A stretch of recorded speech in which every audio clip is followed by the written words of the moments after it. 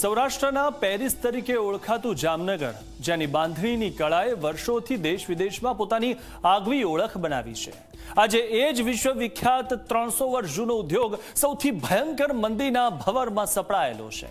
આંતરરાષ્ટ્રીય યુદ્ધની આગ હવે જામનગરના કારીગરોના ચૂલા સુધી પહોંચી ગઈ છે। જુઓ આ ખાસ અહેવાલ।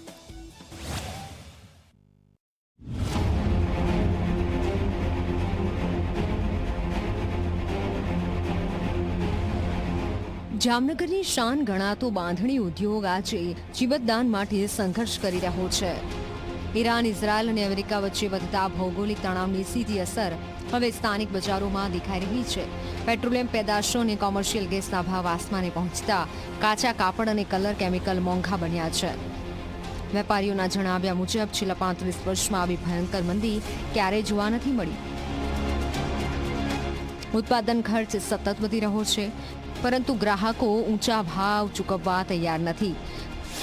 પરિણામે બાંધણીની માંગમાં 70 થી 80% જેટલો મોટો ઘટાડો નોંધાયો છે। અત્યારે ઘણા લાંબા સમયથી જે લડાઈ ચાલુ રહી છે એને કારણે એક્સપોર્ટનું કામ સદંતર બંધ છે। એક્સપોર્ટની કોઈ ડિમાન્ડ નથી।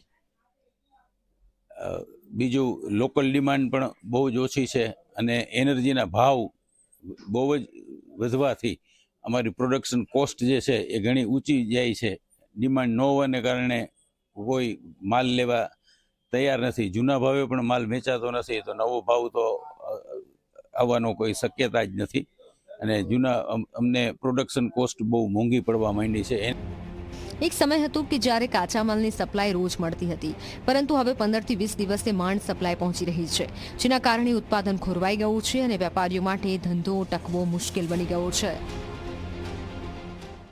અત્યારના રો મટીરિયલથી લઈને પેકિંગ મટીરિયલ સુધી બધાનો ભાવ વધેલો છે। ડાઇંગ ચાર્જ વધી ગયા છે ગેસના અછતના કારણે, અને થતા બી નથી ડાઇંગ। એટલે અત્યારના બિઝનેસ બહુ જ મંદી છે અને બહુ જ પ્રોબ્લેમ પડે છે। એક વેપારી તરીકે બધી ટાઈપના સંકટ અમને અત્યારના જોવા મળે છે। ગ્રાહકનો બી ભાવ વધારાના કારણે રિસ્પોન્સ ઓછો છે। આ મંદીનો સૌથી મોટો માર પડ્યો છે ગામડાઓની મહિલાઓ પર, જે વર્ષોથી પોતાના ઘરકામની સાથે બાંધણીની ગાંઠો બાંધી પરિવારનું ગુજરાન ચલાવતી હતી। આજે કામના અભાવે હજારો ઘરોમાં આર્થિક સંકટ ઊભું થયું છે।